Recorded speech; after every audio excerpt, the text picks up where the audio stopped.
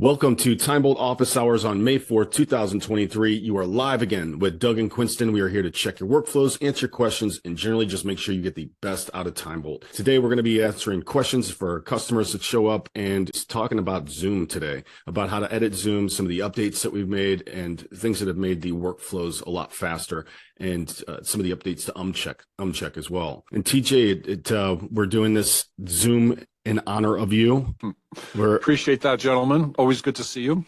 Nice to see you. Yeah, we've made some updates to TimeBolt in the way that we both chunk up and cut the silences and rechunk content after Umcheck is run to make it just flow better. There's not as many stops. You're able to rechunk ums and ahs and then dead air strung together. It creates one new big block of red now, which really helps when you're skimming through an hour's worth of content. I have found that, TJ, that when you're doing this, it's that recording a Zoom call, obviously you got to have third party enable button clicked. But in Zoom, you go to the preferences and you'll make sure that recording, and then just make sure that they optimize for third-party editors clicked. That way it's recorded as a continuous frame rate and it'll play super smooth inside TimeBolt. The second part of this that we found out that TJ will be able to speak to, that we've had some problems with, is how you record your screen. If you record your screen at whatever screen you're recording on, if it's recorded at too low, so what do you call that? The screen aspect ratio? The aspect ratio.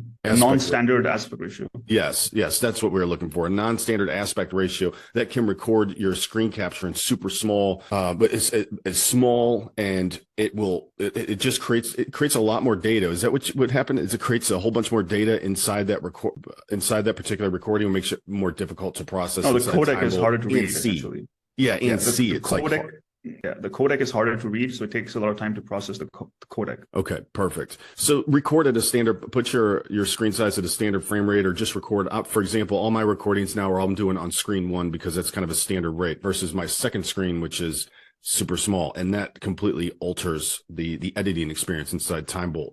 What we're looking at here is I already threw the video into TimeBolt. I haven't done anything to it yet.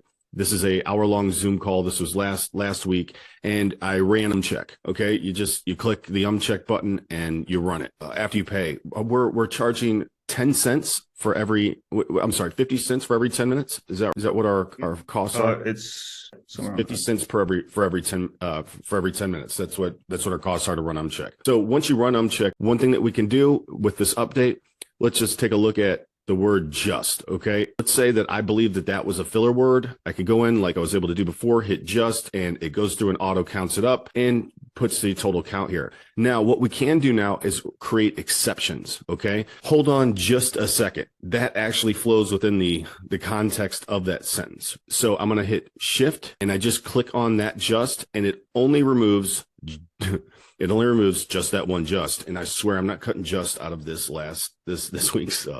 Speaking of which, people do not have any understanding. I have to go back with at least 50% of the time that I say Umcheck and go ahead and allow that, because who's the idiot to name this product Umcheck when you check for ums? All it sounds is like check coming out of the recording, right? So again, you can just now click that word and it turns it off, or you can click it and then make an exception by clicking shift. That's very, very handy. And shift click, correct. Scan your timeline. I certainly would never do a word like just, and something like so. This is one thing that I found. It actually made sense for us to go through, and instead of just doing so, the filler, where it creates the filler most of the time, the goal is to get the bulk of the content, just so people aren't like, oh my God, whatever. If you're going to remove 80% of the people aren't ums and ahs, people will notice that it's just a good flowing conversation. Here, though, for example, the word so, about 50% of the time, it actually is within the flow of the sentence. It's so great. It's so awesome. And it's obvious. Is so an adjective? I have no clue. I have no clue either. I've always copied on phonics. What it does make sense to do now is to do as a word combination, because now when you do, I've got 10 of those. Okay, I just turn off the so's. That really alleviates a lot of the cuts. And again, when I hit split timeline and turn off the words, it's as simple as it is. You don't even have to do anything once you get your set up. We're talking about removing 85% of the stuff that makes people hate the sound of their own voice in 3 clicks. As you can see, words are cut out. We'll go ahead and do flip timeline. But I just hit flip timeline to go go back to where I'm just looking at the preview and the cuts, as you can see, it's a very, you don't get a bunch of little slivers and little cuts and little things that you have to go in and worry about anymore. We may continue to kind of update this algorithm. The only thing that I've been seeing, we're only as accurate as the cut list and the transcriptions come back to us. So what we've done is, to increase that accuracy, we are ripping off a higher quality WMV audio file to send to our transcription service. It adds a few seconds to our cycle time to get Umcheck back, but it's resulting in better readings. But sometimes these readings just come back. There's an and you look at the Umchecker, and there's like a half a second or like a quarter second that's in the wrong place. So those are the things that we're continually working to improve as we go down. At this point in time, again, when you're getting ready to edit a Zoom video, just hit your playback rate at 1.5x. Know that everything in here is absolutely editable. Okay, just put your cursor in and start clicking around if this is the first time that you're using it, and hit your space bar. Okay, your space bar is your best friend. Now you can go through this, and as you're wanting to cut something out, you've got two different ways. You can either say, oh, I don't want this here, and click on this the bar above the playhead. All that is clickable. But the people that want to really save some time are going to just do the O key. Okay. It's the same type of thing. Okay. You just hit O and it turns that scene off. You can hit O and turn off larger scenes. And then you can hit Command Z if you get too overzealous with your O's, undo that decision, which is there a in real life shortcut key for when you do a cut? Like I'll bring the cursor over to a spot where I want to cut it. So I'll click it, and the line will be there where you have it at there. Is there a, as opposed to me going down to those greater than and less than arrows, is there a key that I can hit to hit the cut? Yes, absolutely. SLOP. Okay, and SLOP is the nomenclature. S is the key that you're talking about. Okay, so let's say this was like a he or something you just didn't want in there. It's in the middle of a sentence. You can still cut those out. So you hit the S for split into the timeline. Go to the other side of the sound wave, wherever the word ends, hit S. So now this, so you don't have to hit this create split here. Okay. That saves a lot of time. So now all you're going to do, you can put your cursor in the middle of that and hit O, or you can click the bar above the playhead. Okay. So SLOP, those are your favorite. Your L is going to, once you hit the space bar, it speeds up the playback, and P is our favorite punch in, punch out. So if we're talking, I'll often do this just to talking about something specific and you need to draw attention to that area of the screen. That's how you do it with the P key and Option or Alt and your arrow keys. Just hold down Option or Alt and hit your arrow keys. Or you can always do a click, but who wants to do that? But you can still see how it works. That's what you're able to do with quick keys. I've been using the chapter markers a lot lately, so that works out good. So I'll find this, and then I'll do the mouse click, and I'll type in the chapter marker and stuff, and continue on. So that works out very well. Fantastic. I appreciate that you bringing that up. Chapter markers are a huge part of Zoom calls. This is an hour-long call. After you cut out all the stuff people don't actually want to see and don't need to see, and you don't want people to see, it's about categorizing and chaptering what's actually happening in that content, as people will tend to stay longer. There's all kinds of data. I don't know exactly, but when you're watching a video and it's 20 minutes long, you're kind of skipping around on the YouTube chapters to see what's ahead, just so you have an understanding of what's ahead. And what we can do here, as opposed to editing this video and then going back and then finding the micro moments that happen between jump cuts where there's a new topic and conversation, you can create chapter markers on your first pass editing. This saves a boatload of time. You don't need AI to do this. This is what the content's about. You hit mark cut, okay, and this is scene 1. I can now hit, and I got another chapter marker. Hit mark cut, click, and up here in the title, this is scene 2. And then the last part here, let's just say you could do this forever. You can have any length or duration, and you can put a question mark. Right? The part that I like about chapter markers is it's no big deal. As you guys know, I use DaVinci Resolve, and when you guys first cut this chapter marker thing, DaVinci Resolve, the chapter markers worked and everything, but it never indicated within DaVinci Resolve. Whereas now the release that you guys did, I get that little orange caret up on the timeline now, which is really good. And that helps me out where I can find out where they actually are as opposed to looking at the text file and says, oh, it's 14 minutes and 37 seconds into this video. So that little indicator that you guys did moving forward is really good. So I like that. Nice. And thank you for the feedback. This is once you get this all chaptered out, you're at the end and you're ready to add a render queue and go, and you can go download markers text file. This little text file is generated. As you can see, I've done this before, and it doesn't matter if I know how to spell or not. That's not what we're here to discuss. Okay. This is a text file that's generated that is straight copy and paste. We already have the intro. We have the Quinston has put in all the numbers to where it's just simply a copy paste right into the description of YouTube. Then you can use Chat GPT after all this stuff's uploaded to get a summary of what it is for a written summary if that's what you want to do. But you'll have very specific markers that outline exactly what you want to talk about. You're not. It's you. So it's anything fancy with it. What I do is I just cut and paste that, and we use HighSpot for all our documentation content management software. And I just cut and paste that and put that into the description of HighSpot. So when my customers come in and go to look at that video, they say, oh, they only want to see the demo part of it. They don't want to see the first 15 minutes of the introduction or something. So this thing works out great. That's great. That's good feedback. So this is where markers could change in the future. Okay, now they're serving a dual function. Or you're able to mark chapter markers for YouTube. And just as important, I'd like to play, if it's just us on here, I'd like to play that podcast. Did you hear the podcast? No, which podcast? I think it's really important. It actually deals with markers. It's how they're whittling down content. It was just some random podcast that I had found, and all of a sudden TimeBolt's name was on it by the two hosts talking. What was their feedback? Great feedback. They use it for a video podcast. So and what was nice is that they also use the markers, how they use the markers to whittle down content, how they're using content that they're already creating and using these tools within TimeBolt to then extract that into smaller shorts. Like these are the things. So for example, for this particular show, what I would like to do is be able to, when I edit this, to go break it down into the shorts by using the markers. There's questions by TJ. There's key points that I make at certain times.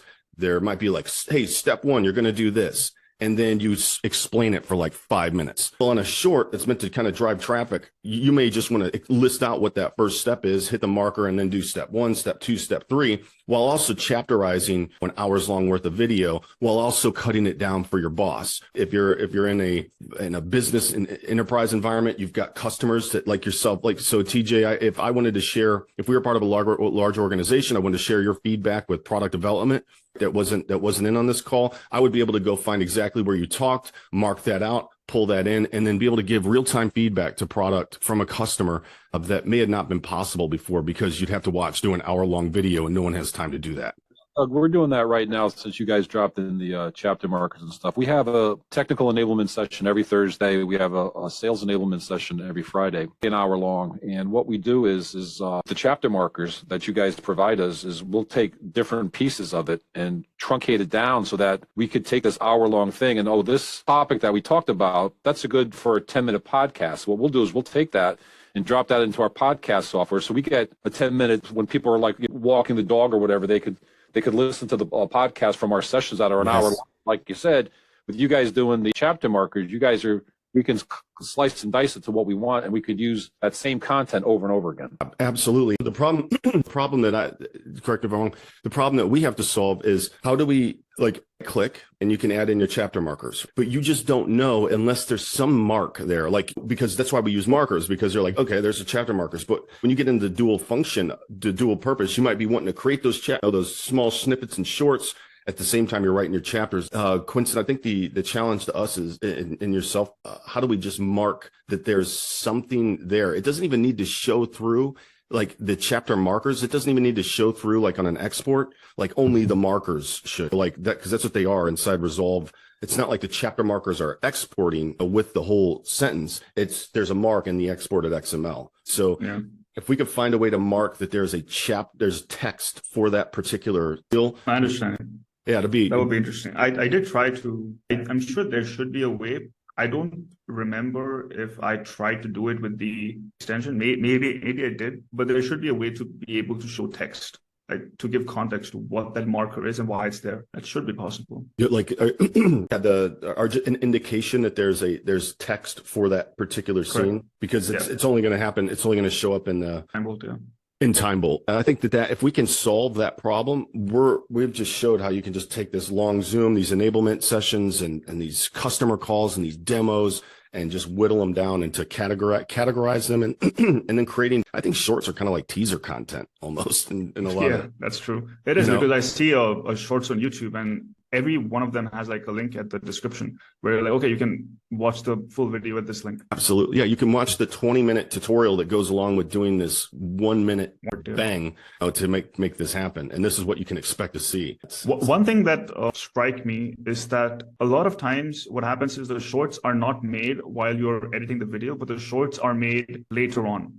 They are made after you have recorded, after you have edited the main video, because only after you have edited the main video to which parts are interesting. Exactly. That's correct. So even though the markers might have overlapping features with cutting out shorts and marking text, it might be beneficial to define a workflow where in the initial stages of editing, you work with markers exclusively for chapters. And then once the large video is done, you then shift markers and start using them for shorts. Because once you have already marked the text, you already have the list, you have the text file of where things are happening. So then you can use that list and then use markers in a different way. Maybe a workflow around that could work instead of like just like changing the entire workflow. Because what I'm worried about is that because markers is sort of such a versatile tool, the comfort with it is very high. And if you try to change it into something that's non-intuitive, it might hamper the experience rather than like increase it. Yes, I think if you just took the markers, like the functionality of writing chapters in, markers is like, whether you do it at the front, whether you do it, because then it's going to change between scripted and unscripted video. It's just they're totally different animals. So if we could just separate, I think that these are powerful enough tools. One, you're creating shorts, and one, you're chapterizing content for YouTube. Yeah. If we could separate those, I think those are powerful enough that people will be wanting to learn. I know I would. That's something that I would be able to effectively use in every single video. It's exciting. Let me now's a good time, if you don't mind, TJ. I just want to share this real quick. I mean, it's probably about 5 minutes long, but it's good. I'll share my sound. Yeah, here it is. Let me know if you can hear it. Go ahead and continue on to another thing. Oh my gosh, Jess, this tool is, I don't even know what to say. I honestly, I have no words. So this tool is called TimeBolt, okay? TimeBolt. It's for videos. Okay, so this is what I've been doing for, and the only reason I haven't been putting so many more videos out, especially of me, by myself, because I kind of want to Wait, is this really a good thing?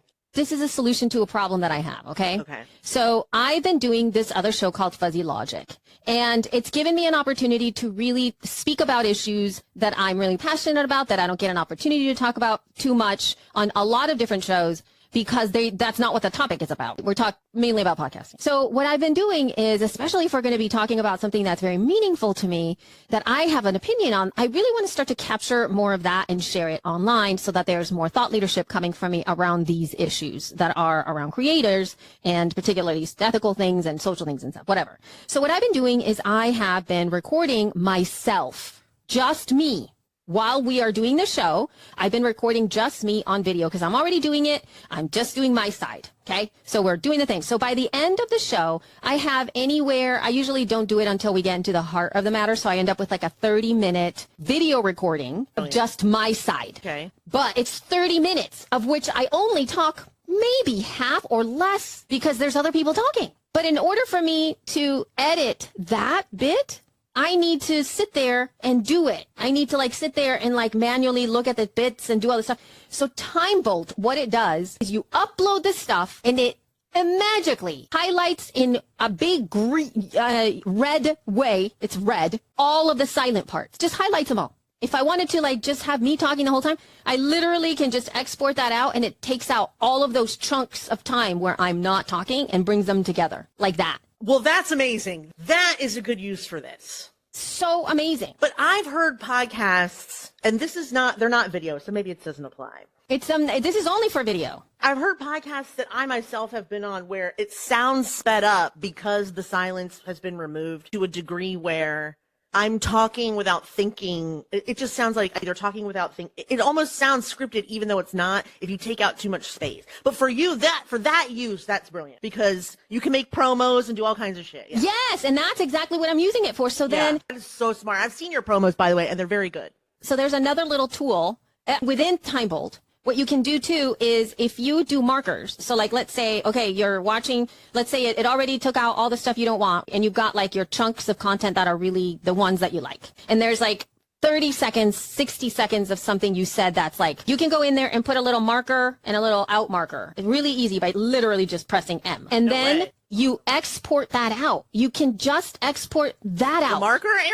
Just the marker area. And it just exports it out for you, just the marker area. But now there's like the jump cuts that people do inside it where it like punches in your face. Yeah. Like Or you swipe and then you're back? Yeah. So it does that in there. So let's say there's something that I say like, that I say and then like, oh, did you want to do something? And then like my face is silly and big and weird because I do that all the time because I'm a Muppet.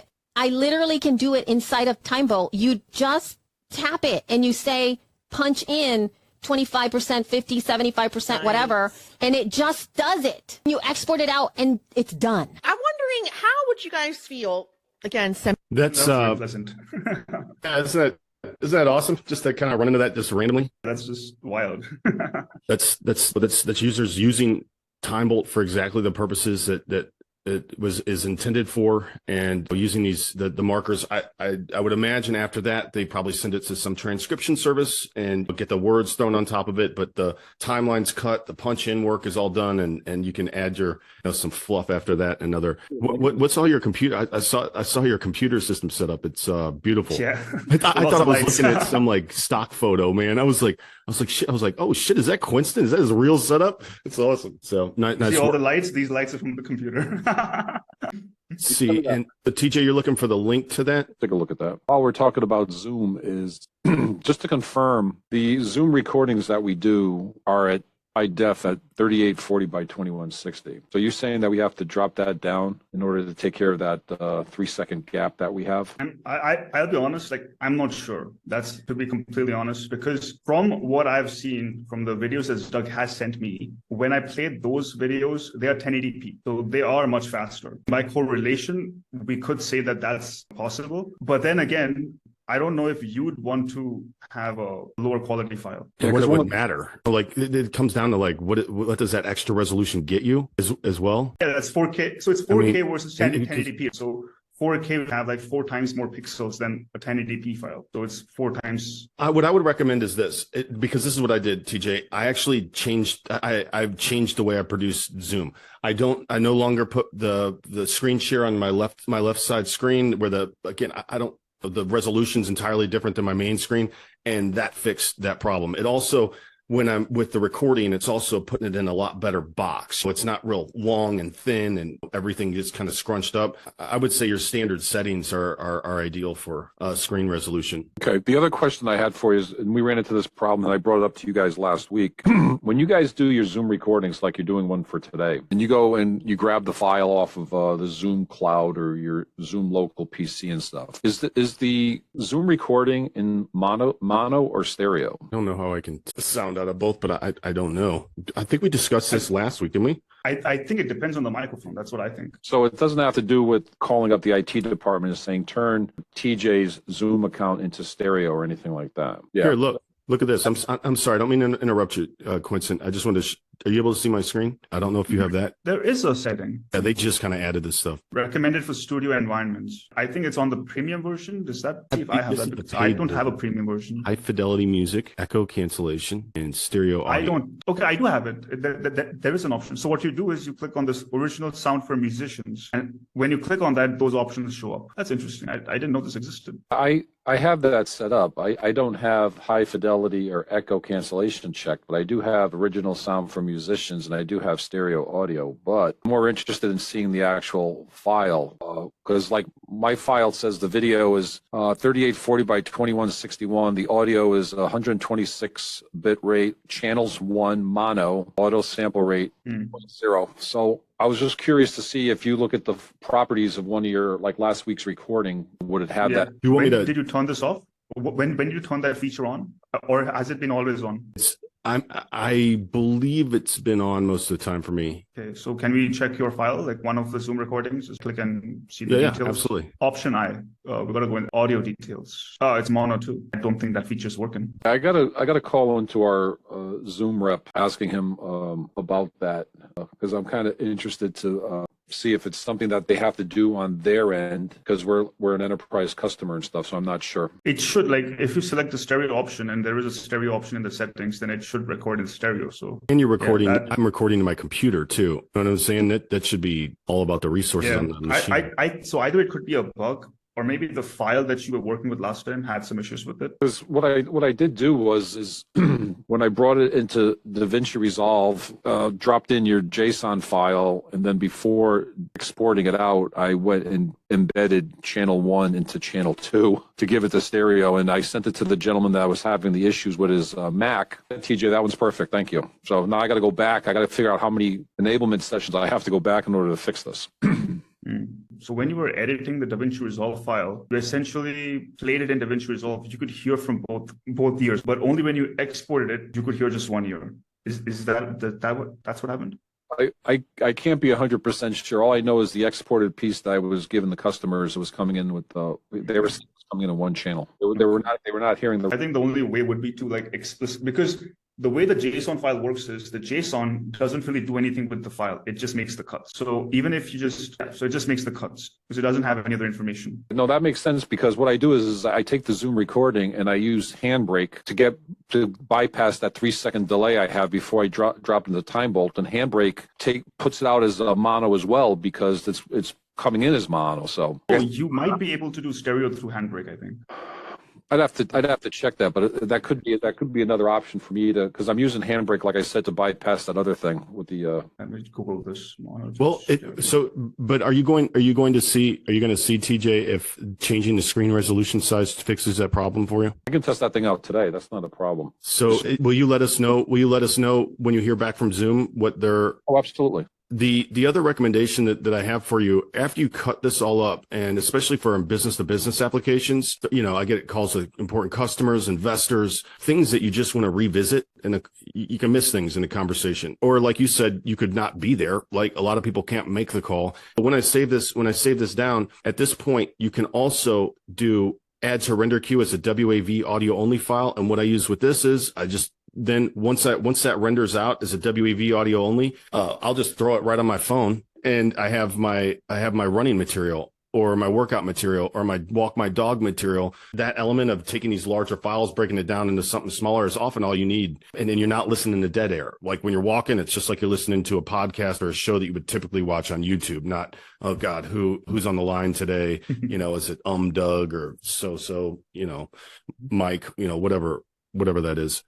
To your point, that file also I think is coming in mono because no, I take that back. I believe the M4A file doesn't have an issue with the 3-second pause, but I'm going to double check that just to verify that. No, if it's an audio file, it doesn't. Right. It wouldn't have But that makes sense then, because I didn't have the issue because I would run that, and that's the thing that you're talking about, Doug. We could use that file as part of something that we could drop into the phone and then just walk the dog and listen to it as well. I don't know what type of internal video platform you use or how you distribute it, but it can go in the description as an attachment. On a personal level, as an employee, I use that information because you have talks with important people, and sometimes, especially in marketing, you're getting concepts thrown at you that you need time to digest and understand. And just being able to go back and record these important conversations, throw them on an audio only file has been very, very beneficial. The last step after you edit your Zoom video, what I recommend is you use a feature called turbo mode. And this is just going to hit activate turbo mode, click these 3 little icons. And this is where you can talk 10-12% faster. I believe the magic number is 1.125x. I believe at that speed, information is coming at you fast enough that you're not going to need to speed it up by 1.5x, 2x in the user and cause that chipmunk sound. You can be all natural with the 1.125x. You're going to hit add to render queue, but before you do, if you use markers, if you created your chapter markers on your first pass, you're going to want to download this new markers text file, and you download it right here. And that accounts for everything being spelled up by 12.5%. Okay, so hit download markers text file, it does its thing, hit add to render queue, and I hit start rendering, and the render will have a turbo on the extension. And that's how you can talk faster and smarter in real life in a Zoom call. Now, Lewis, looks like we got somebody else on the line. Lewis, how you doing? I'm fine. Can you listen to me? Yes, I can hear you. Hi. Yeah, Thank you. I'm speaking from Portugal. I'm sorry. I had a motorcycle accident, and I'm going to put my iPad over here. You're gonna see my leg, but it's okay. A motorcycle. Oh, Tell me about that. I romanticize crotch rockets too much. And Quinston, I sabotaged his nice bike so he doesn't die on a. I ride a Kawasaki Z900. Wow. Okay, great. I had an accident with a BM GS. Oh, okay. Heavy And I bike. I broke two of my fingers on my foot and on the down on my foot too. Is that what you're calling about? Is to time bolt the video of you crashing? No. Is this a worldwide exclusive release right here? I knew it. It can be. Nice. Is there anything in particular that we can help you with? We've already reviewed how to edit Zoom video in this call. I only get it now. Sorry for my English, first of all. And I see that my going to start in 15 minutes, and I was late. It's okay. But listen, I heard TimeBolt a few days ago, and I searched about it, and I did my login and all that. I sign up. How can I get more information about it? How I work with? What can I bring to my work to develop with TimeBolt and things like that? What type of content are you creating? I create copywriting content. I create videos for numerous enterprises. YouTube videos, all that. I create also the content of the marketing strategies of some enterprises here in Portugal, and I think TimeBolt can help me with some of their work, with videos and Are these live calls? Are they Zoom calls? Are they scripted? Like, so it sounds like, do they hand you Zoom calls and stuff like that to cut down? Or, okay, so you work the whole, thank you, TJ. Appreciate it. It's good having you on. Yeah, bye-bye. Have a nice day. So you work the whole spectrum of content in, when you say enterprise, B2B type, yes, B2B, yes. Perfect. So that's it. And that's great. That's what we're really starting to focus in on. But what you're going to have to do is we have that Notion. What's that Notion? Yeah, I've linked it in the description in the chat. What I have would this whole documentation section, and there's a video under the start here, so we can just open it up and you can show him. One is I would watch this video that we made today. Okay. Like when this video comes out that we made today, definitely watch it, because this is where you've got your Zoom call. We go through the Zoom, how to edit a Zoom call, the special features inside TimeBolt, like markers and punch, and how to use those inside of a business video application, such as an unscripted Zoom call, that I think you'll really find very useful.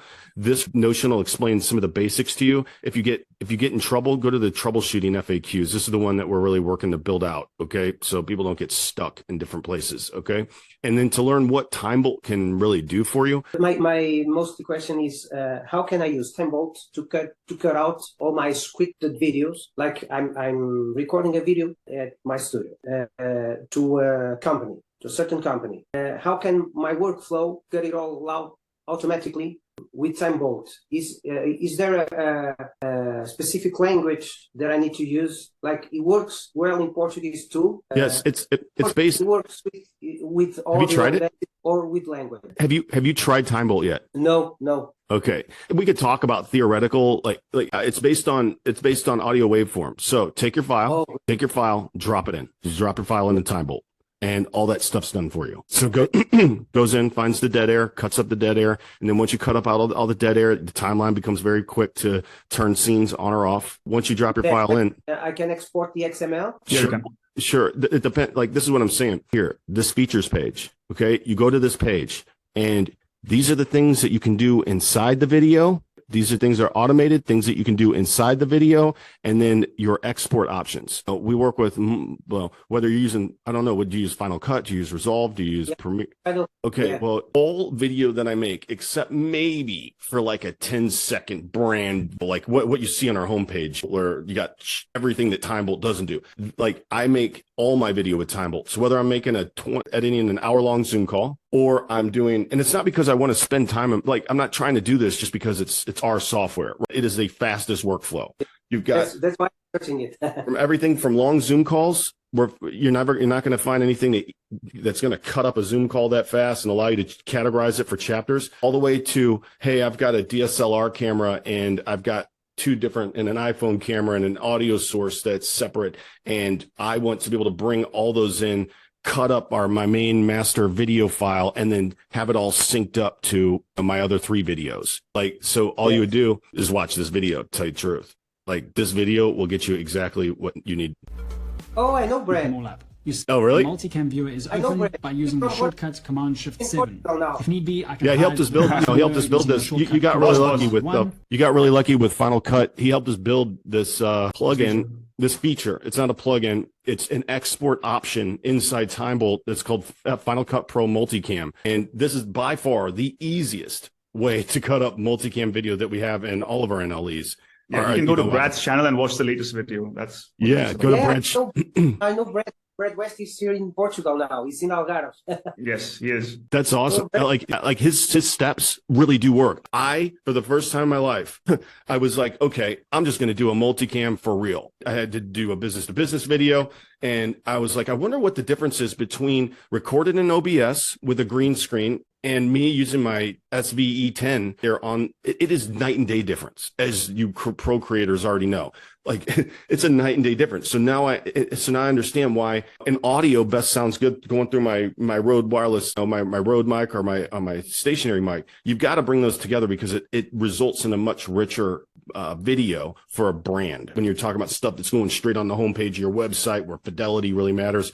And I followed these instructions, and holy crap, I didn't have multi-cams, but what I did do, I had a camera and an audio. It works all the same. So what Final Cut has is a multi-cam export option now. So it doesn't mean you have to have multiple cameras, but if you have 2 different files that need to sync up, it actually puts them in a container, like a multi-cam container, so that you sync it all up in this multi-cam container, and all your cuts are applied across. So you can change properties of the whole video. And this here is what you already exported out of TimeBolt. So all your video files, if you have multicam in there, now you can do and switch around, and that's just super simple. This is what I'm searching. So you can watch Brad's video. Brad would explain everything you need. Okay, great. Kind of feels because I leave a comment. The features page, timebolts.io/features. That's where you get all the information. Here, how do I export in the Final Cut Pro? If you XML, you're going to be using XML if you don't have multicam, if you've got nothing to sync up. This is how you export into Final Cut. If you get an error, this is what's going to happen. If Final Cut can produce errors, look at these resources. If you have something wrong, don't go searching around Google. Okay. We are working to make this stuff as available as possible. We are working on we got to let you know that the feature exists, and then provide all the support and all the nuances of what can happen, so that you're not running into an issue and spending 5 hours just trying to figure out your workflow. We don't want that for anybody. If you go to the bottom of the page, if you scroll to the bottom of the page, so there is an option called Docs after the feature section, where you can get documentation of every single feature. Okay, great. It's not but would you say that this is as robust as what we've got? Not really. But if you want to read some more. Oh, well, shit. The first one I click on. No, this is robust. And that's the thing. I've been focused so much. There we go. I've been focused so much on getting the troubleshooting guide done, because I think that 80% of the problems are just, hey, look, I got an error here. What the hell's going on? Or my playhead won't play. It's ways to check your recordings to make sure that they're compatible with TimeBolt, just so that you don't get stuck. Okay. So there is information that you can find, and Brad's video will help you get started. Great.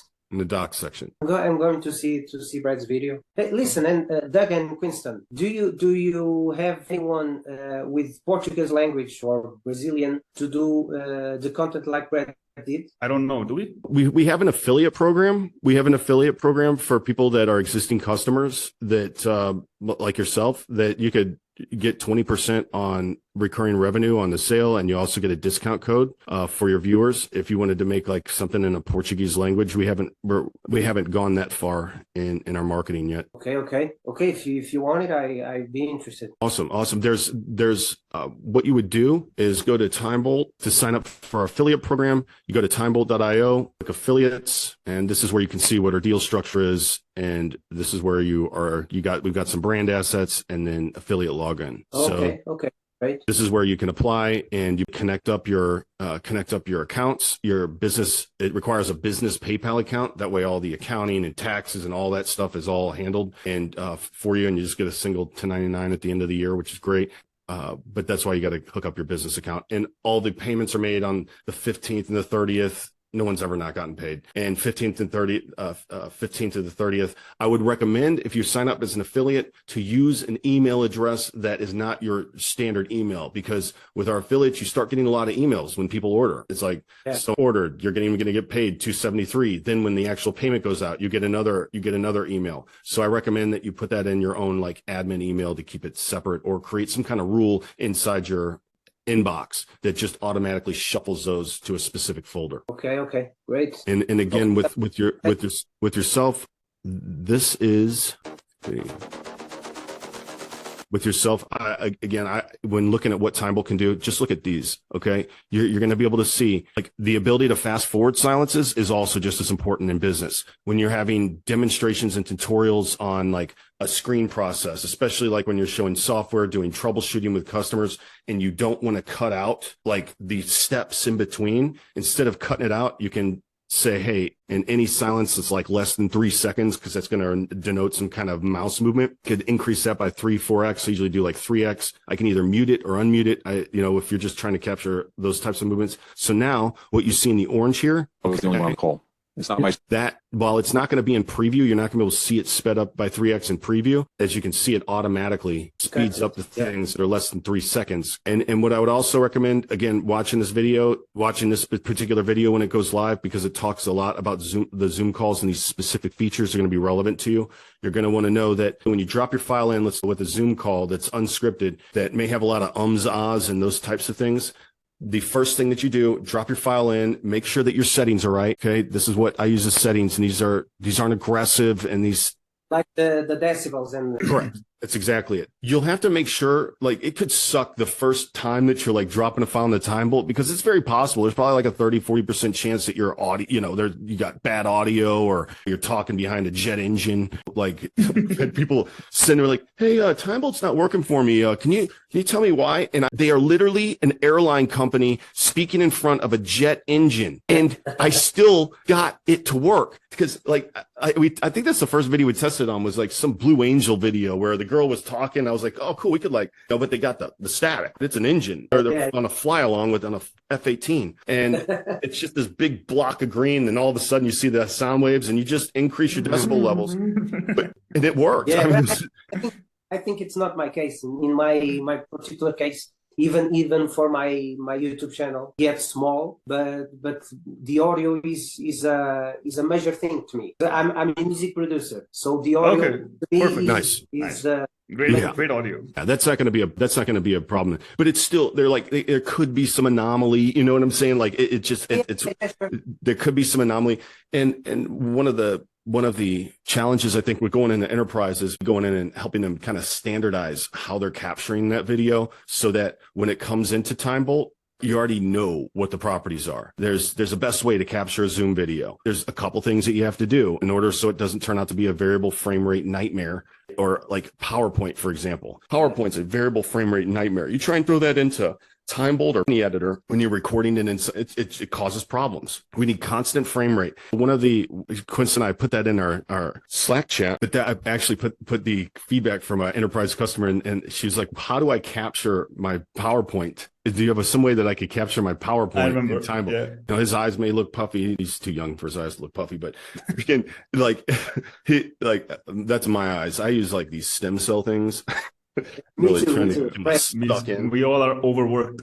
But his next project that he's working on is capture for TimeBolt, like making it very simple for employees. Like, why capture? I saw how you could capture in Loom. I've been playing around with those. There's Loom, there's Cultura, there's Panopto, there's internal video networks. I don't think it really matters what platform you capture it in. TimeBolt, if you do your video, your screen, you have being able to choose something like, hey, I only want to make this 720p because I want it to fit inside of an email to send to my colleague. I just want to rip off an audio only of a 720p, because you're talking about quick rendering times. So you could get off a half-hour long call and say, and your boss didn't make it, or somebody that wanted to make it, within 5 minutes. I can cut out And 8 minutes of dead air, render out, and hit after I cut out I hit uncheck. It goes through and automatically finds the ums and ahs because it's unscripted, and then just run it through, do an audio only and send a small ass file to my boss. And that's the stuff that gets listened to when you're running and on your way home from work. Yeah, nobody wants to listen to a 10-hour file. Yes, yeah. So capture is going to be, I think that's going to be pivotal for us, and something that also, it already does this. It auto pushes. Once you capture your video, it auto pushes into TimeBolt. So you're not even, every video a company sends out by every employee could literally be a design aesthetic. It becomes part of their culture. We don't waste customer time, and we don't waste internal customer time. We don't waste external customer time. Any video that's coming out of our employees, all of a sudden, when you cut your stuff up and you sound smarter and faster than real life, that is the cure for camera anxiety. Yeah. That you could have the best platforms in the world. Why is it still so hard to hit record? It's because you watch yourself, like, especially for people who haven't done it, you watch yourself and you say, man, I'm never going to sound as smart or as fast as the people I watch on YouTube, the people I listen to on podcasts, and the experts that I learn from. This is a great way to increase your confidence in creating video. Confidence. Confidence. Exactly. Great. Excellent. Okay. Excellent. Well, please do watch the video. Where your market is, the enterprise market is extremely important to us. If you run Umcheck, I mean, it's like $3 or something. Let us know if it works for the Portuguese language. Quinston, It should work, yeah.